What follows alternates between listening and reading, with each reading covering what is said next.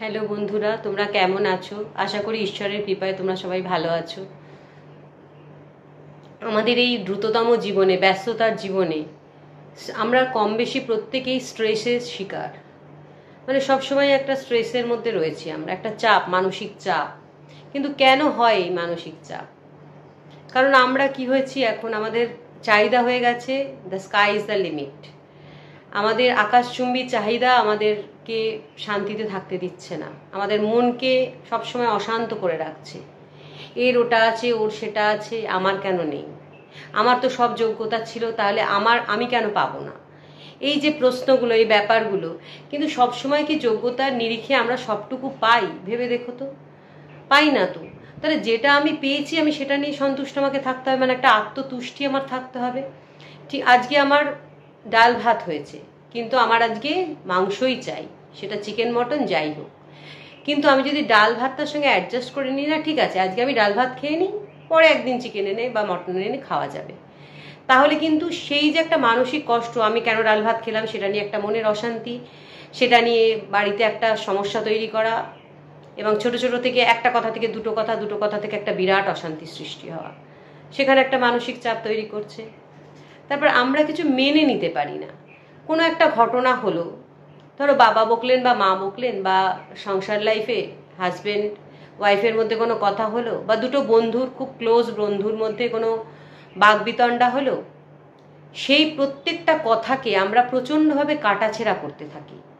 ওটা ও কেন বলল, ওটা আমাকে কেন বলল, অন্যকে তো বলে না, তাহলে আমাকে কেন বলল? এই যে কাটাছেঁড়া, এই কাটাছেঁড়া করতে করতে আমরা কোথায় পৌঁছে যাই, আমরা যে তখন কি বড় উকিল হয়ে যাই আমরা নিজেরাই জানি না। মানে তখন বোধহয় উকিলও হার মানিয়ে নেবে, আমরা এত এত যুক্তি বের করতে থাকি। কি দরকার আমাদের? ঠিক আছে, কোনো একটা ঝামেলা হয়েছে, অশান্তি হয়েছে, খারাপ লেগেছে, ওই মুহূর্তে ব্যাস ভুলে যাও। কারণ যত তুমি মনে রাখবে অন্য কি করলো জানি না, নিজের ক্ষতি ভীষণ হবে, মানসিক চাপ বাড়বে, খেতে ভাল লাগবে না, কারোর সঙ্গে কথা বলতে ভালো লাগবে না, এমনকি ভালো করে ঘুমও আসবে না। এছাড়া হচ্ছে প্রায়োরিটি লিস্ট আমাদের কমাতে হবে। আমরা যদি সবাইকেই জীবনে প্রায়োরিটি দিই, বেশি গুরুত্ব দিই, এবং সেই গুরুত্ব দিয়ে আমরা তাদের জন্য আমাদের সাধ্যাতীত করি, কিন্তু তার বিনিময়ে আমরা যদি 1%ও না পাই, তখন আমাদের মানসিক কষ্ট হবে। তখন আমাদের মনে হবে যে হ্যাঁ, আমি ওর জন্য এত করি, ও আমাকে করলো না, আমি তো এত কিছু করি, আমি তো না ভেবেই করি, আমি তো ভালোবেসেই করি, ওকে আমি নিজের মনে করি তাই করি, তাহলে ও কেন আমার সঙ্গে এরকম করলো? আমার জন্য এটুকু করতেই পারতো, আমার হয়ে এটুকু বলতেই পারতো। সে হয়তো তোমাকে ভাবে না। কাজেই তুমি প্রায়োরিটি লিস্টকে ছোট করতে হবে। সবাইকে সমানভাবে গুরুত্ব দেওয়া যাবে না। ঠিক আছে, তুমি যদি গুরুত্ব দাও তাহলে তোমার মনে সুইচ অফ অনও করতে জানতে হবে। মানে তুমি যখন তাকে গুরুত্ব দিলে, কিন্তু সে যখন তোমাকে গুরুত্ব দিল না, তখন তুমি সুইচটা অফ করে দাও। তখন আর তুমি অন রেখে একই প্রচেষ্টা চালিয়ে গেলে নিজের মন ক্ষত বিক্ষত হয়ে যাবে। তখন কিন্তু সেই মনকে ওষুধ লাগানোর বা সেই মনের মেরামত করার কিচ্ছু পাওয়া যাবে না, শুধু নিজের কষ্ট, নিজের কান্না ছাড়া আর কিচ্ছু থাকবে না। সুতরাং মানসিক চাপ থেকে বাঁচতে গেলে এইগুলো কিন্তু আমাদের মাথায় রাখতেই হবে, অ্যাডজাস্ট করে নিতে হবে। সেটা আমার ঘরে হোক, সেটা আমার বাইরে হোক, সেটা আমার কাজের জায়গা হোক, যে কোনো জায়গায় আমাকে অ্যাডজাস্ট করতে হবে। অ্যাডজাস্টমেন্ট আমরা আমাদের জন্ম লগ্ন থেকে করি, কারণ জন্ম লগ্ন থেকে যদি আমরা না করি তাহলে কিন্তু আমরা এই জায়গায় এসে পৌঁছতে পারি না। প্রতিটা মুহূর্তে, প্রথমে শিশু জন্মগ্রহণ করে তার পরিবারে, সে পরিবারের সঙ্গে অ্যাডজাস্ট করে চলে, বাবা মা সবার সঙ্গে অ্যাডজাস্ট করতে সে স্কুল জীবনে প্রবেশ করে, তারপর সে কর্মজীবনে প্রবেশ করে, তারপর সে সাংসারিক জীবনে প্রবেশ করে। এই একে একে এক একটা ধাপ করতে করতে প্রত্যেকটা স্টেজেই কিন্তু অ্যাডজাস্ট করতে করতে এগোতে হয়। যে যত বেশি অ্যাডজাস্ট করতে পারে সে কিন্তু জীবনে তত শান্তিতে থাকতে পারে। এই নয় যে অ্যাডজাস্টমেন্ট মানে এটা নয় যে আমি সব কিছু মেনে নেব। অ্যাডজাস্টমেন্ট মানে এটাই যে হ্যাঁ ঠিক আছে, একতরফ যখন প্রচণ্ড রেগে যাচ্ছে তখন সেই সময়টা আমি চুপ থাকবো, চুপ থেকে সে তার রাগগুলো, তার কথাগুলো আমি মন দিয়ে শুনবো, এবং আমি নিজে ভীষণ শান্ত থাকবো।